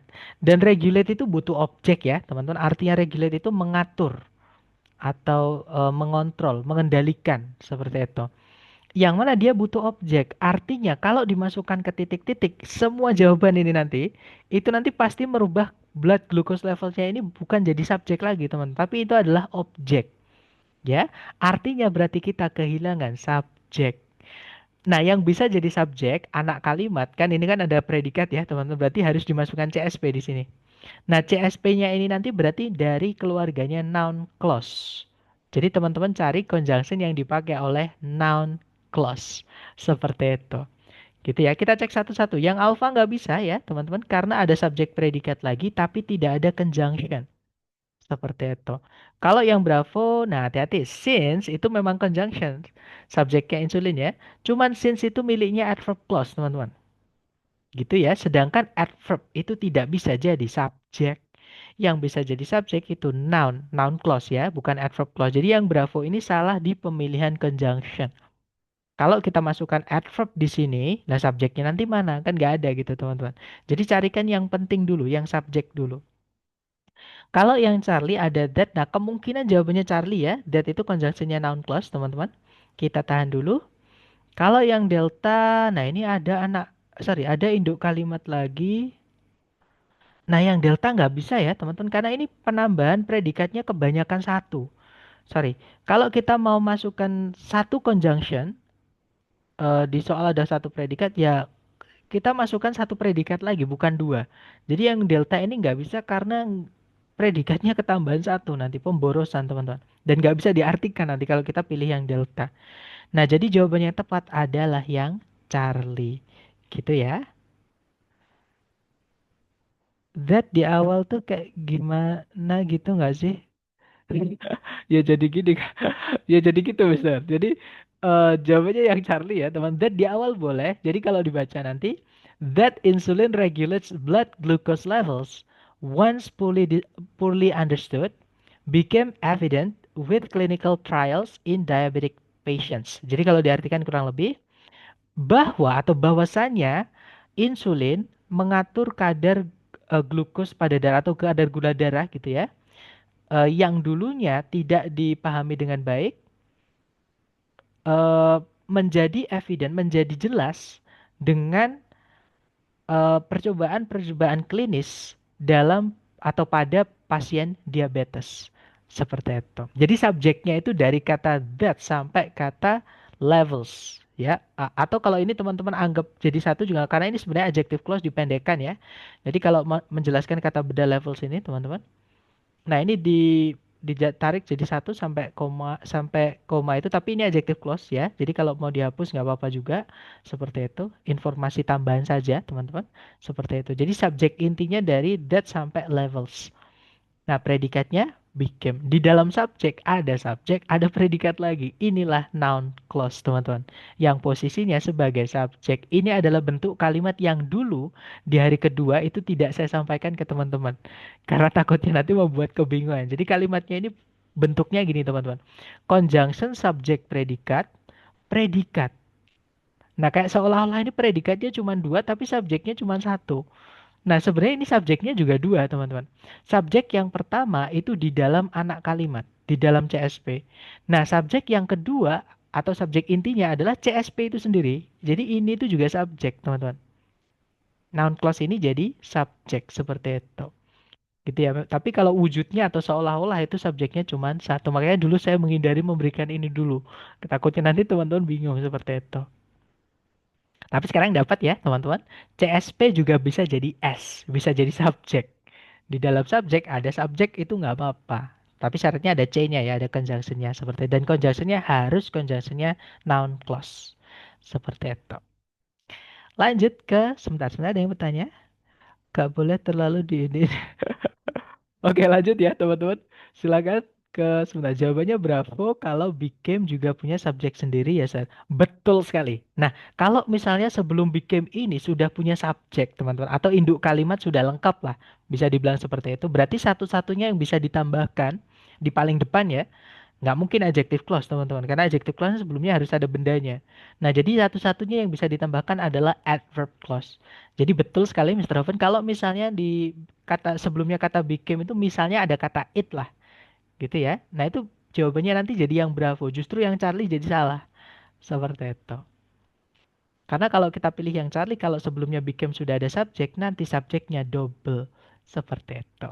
Dapat gambarannya ya, teman-teman? Seperti itu, Mr. Ravan, betul sekali. Nah, sekarang lanjut ke nomor berikutnya, kita ke error analysis, tapi bab dependent clause.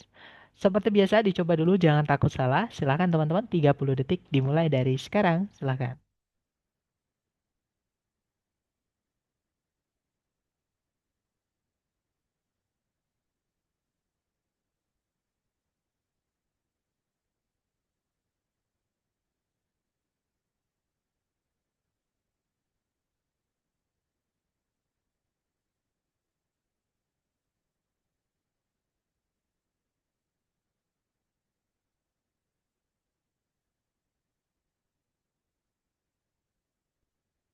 Oke, waktunya habis teman-teman ya.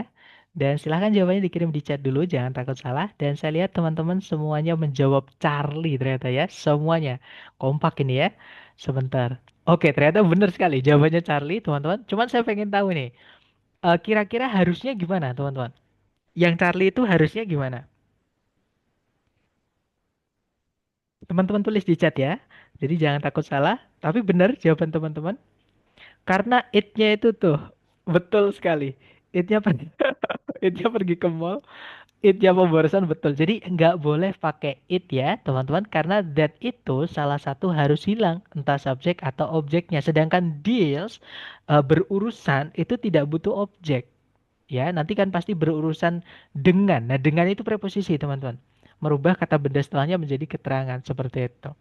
Gitu ya. Atau teman-teman juga bisa menganggap deals with itu satu kata juga nggak apa-apa karena with itu memang sudah gandengan, nggak boleh diganti itu with-nya, teman-teman. Gitu ya. Jadi deals with dianggap satu kata nggak apa-apa. Otomatis the study of plants-nya itu objeknya. Karena sudah ada objeknya, nggak boleh pakai subjek. Jadi it-nya itu fix harus kita hapus. Ini adalah addition ya, error of addition atau penambahan kata yang tidak perlu. Nah, jadi kalimat yang benar, botany is the branch of biology that deals with the study of plants.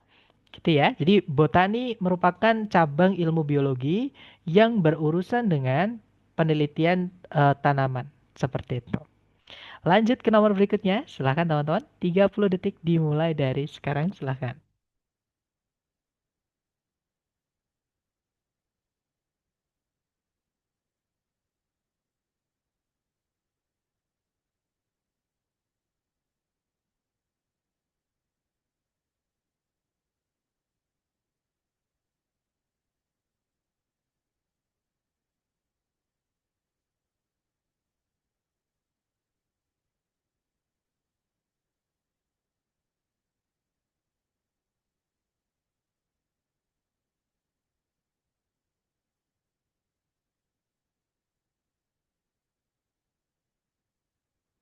Oke, waktunya sudah habis teman-teman ya. Dan saya lihat ada jawaban Charlie, Charlie, ada juga Delta.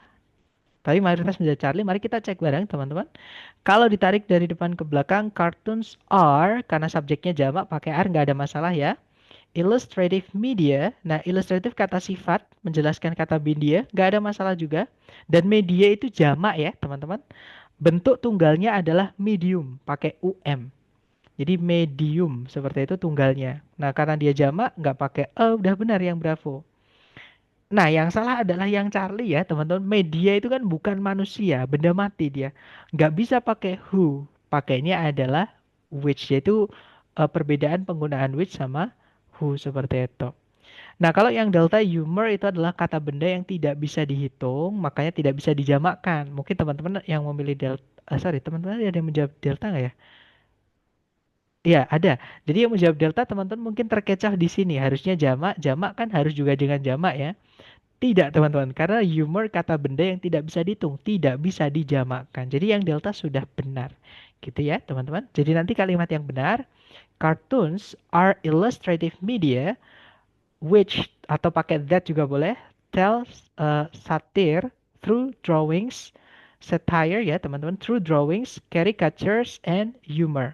Jadi kartun merupakan media ilustratif yang menceritakan sindiran atau memberitahu sindiran melalui gambaran, karikatur, dan juga lelucon. Seperti itu. Lanjut lagi ke nomor berikutnya. Silahkan dicoba lagi ya teman-teman. 30 detik dimulai. Sebentar. Humor itu, ya betul sekali. Humor uncountable sama kayak biologi. Betul sekali. Jadi nggak perlu artikel. Oke, nice. Lanjut ke nomor berikutnya. Silahkan 30 detik dimulai dari sekarang. Silahkan teman-teman.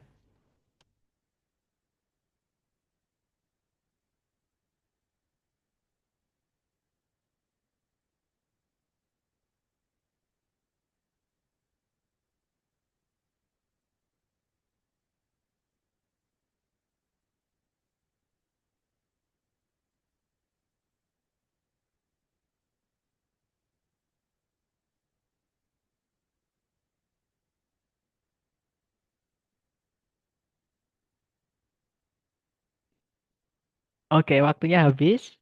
Dan saya lihat teman-teman menjawab bravo, bravo, bravo, bravo. Sepertinya semua menjawab bravo ya. Mari kita cek bersama. Kalau kita tarik dari depan ke belakang, the term metabolism refers. Nah, karena dia tunggal ya, the term tunggal teman-teman. Pakai verb SES nggak ada masalah yang alpha. To the chemical changes, ini kata benda ya, changesnya. Which, nah kok tiba-tiba preposisi ini yang salah yang bravo ya teman-teman. Which by living things. Nah, masa setelah which langsung diikuti by kan nggak ini kebalik ya, teman-teman. Harusnya bukan which by tapi by which. Ini misordering, teman-teman. Oke. Jadi kalimat yang benar, the term metabolism refers to the chemical changes by which living things transform food into energy. Jadi kalau diartikan, istilah metabolisme merujuk pada perubahan-perubahan kimia yang dengan perubahan-perubahan itu, kalau diartikan gitu ya, teman-teman. Jadi by which yang dengan itu makhluk hidup itu merubah makanan menjadi energi. Seperti itu. Jadi bedakan which dengan preposisi yang diikuti which ya, teman-teman yang tadi saya sampaikan. Kalau which saja setelahnya salah satu harus hilang entah subjek atau objeknya. Tapi kalau preposisi ketambahan dengan which atau which yang dengan preposisi sebelumnya harus lengkap, tidak boleh ada yang hilang setelahnya. Contohnya by which, contohnya in which, contohnya to which, itu setelahnya wajib lengkap. Gitu ya. Lanjut lagi teman-teman ke nomor berikutnya. Silahkan dicoba dulu 30 detik dimulai dari sekarang. Silahkan.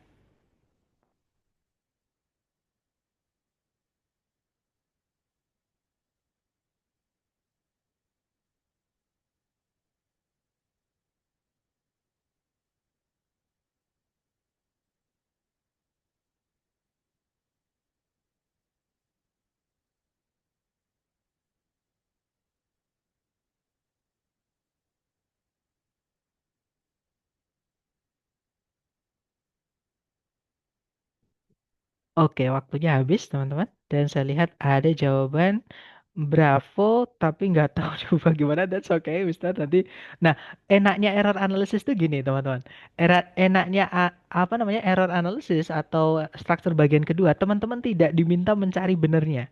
Nah, tapi kalau teman-teman tahu benernya lebih enak karena teman-teman bisa lebih yakin, lebih pasti gitu ya. Nah, tapi kalau eh, hati-hati dengan mencari benarnya. Misalkan teman-teman sudah tahu nih, itu salah gitu, tapi nggak tahu benarnya, udah lewatin aja teman-teman. Tapi yang pasti teman-teman tahu ya kalau itu salah.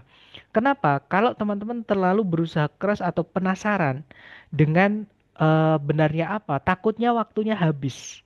Seperti itu. Jadi disarankan atau nanti teman-teman misalkan nih, kalau teman-teman penasaran dengan jawaban benarnya, teman-teman ingat-ingat dulu nomornya ketika tes ya. Misalkan nomor 30. Teman-teman ingat-ingat dulu atau ditulis di lembar coret-coretan di clear holdernya, teman-teman.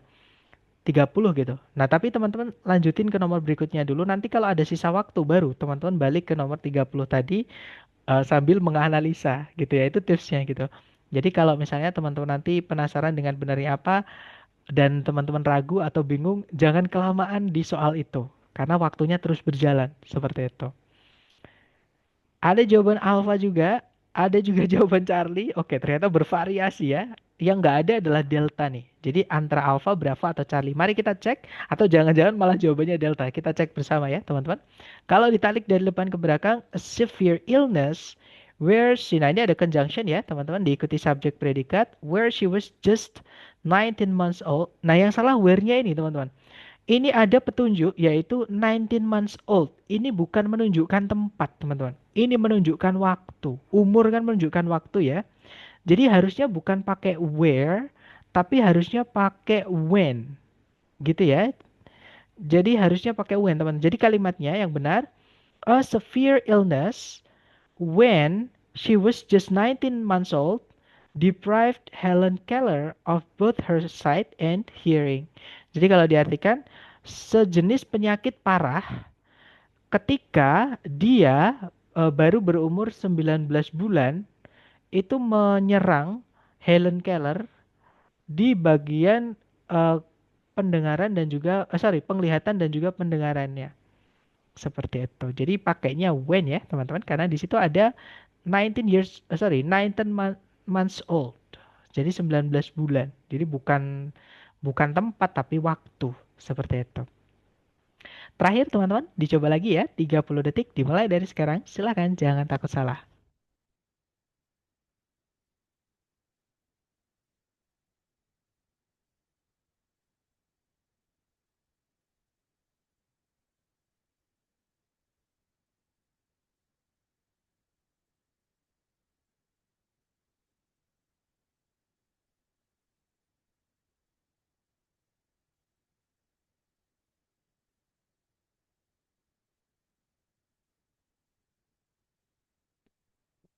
Oke, waktunya sudah habis ya. Dan saya lihat teman-teman menjawab alfa, Iya, alfa ya. Alfa, alfa.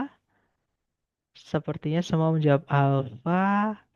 When atau oke, mari kita cek bersama ya, Mister ya. Oke, kita cek bersama. Tapi teman-teman saya lihat semua menjawab alfa. Kita cek.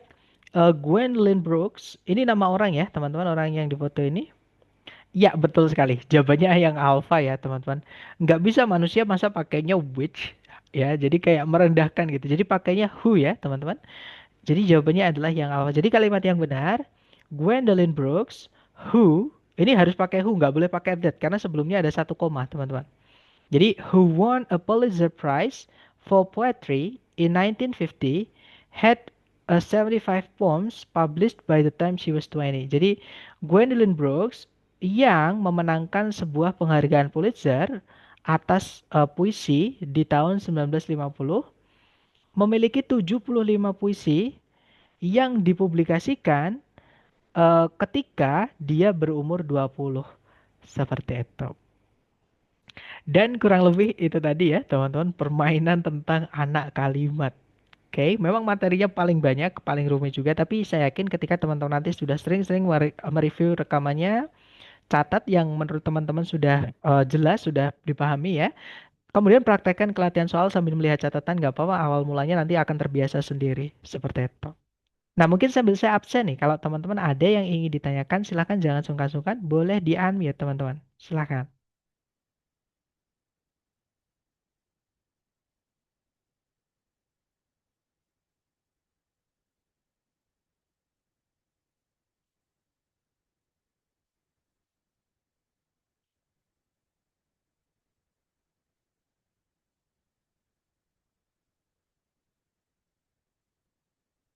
Oke, sudah selesai saya absen.